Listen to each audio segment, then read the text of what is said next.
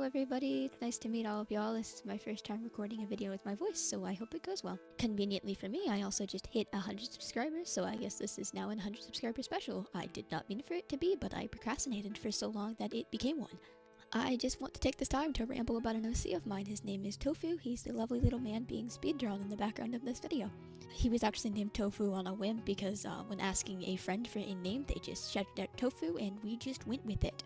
His story is also a bit cringe. It was written like 6 years ago, but you know, we love cringe old stories here. Let's just get on with it. When Tofu was younger, he never met his parents. He grew up in an orphanage, and it was a pretty sucky orphanage. Conveniently for him, though, he did have a best friend there. His best friend's name was Slate. Tofu and Slate were so close that they decided to run away from the orphanage together. Because, you know, that's what you decide to do as kids. The two of them snuck into multiple villages and kingdoms together to steal food and find shelter. Slate was normally the one grabbing the items while Tofu kept watch because Slate was much smaller and quicker, so Tofu just called out when people were about to find him. Unfortunately, this did lead to Slate getting caught one day and chased into an alleyway and then shot, which was absolutely devastating for poor Tofu. It was very sad for him. Tofu took his friend outside the kingdom and laid him down to rest in a spot that the two of them enjoyed very much and that they hung out in often. He thought Slate would enjoy the peaceful resting spot. Tofu ended up looking through a lot of magic texts and random old spells to find ways to revive his friend. He was just so devastated, but nothing for him seemed to work. Eventually he got really tired one day and just started mumbling random things that he remembered from the text, which conveniently did do something for him, but not what he wanted. He ended up outside of reality in this weird void space. You know, he just tore through and broke the fabrics of reality. Casual Tuesday.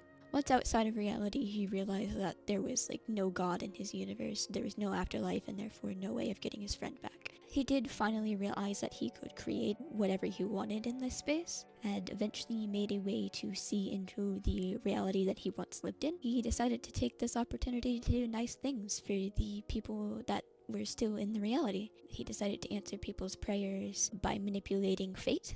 And he also soon learned that he could trade for people's souls, and that once that person died, he could control their body like a puppet. He used these so-called puppets or creations of his to interact with reality in multiple ways, mostly just to help others. However, he soon got very, very tired of people asking for favors and then turning around and calling his creations that he used to help them terrible monsters. He then started using his puppets to do terrible things because he decided that if they were going to be called monsters, they should act like them. He ended up getting the nickname Puppet Master, or PM, which he himself started to use because it felt more threatening than just the name Tofu.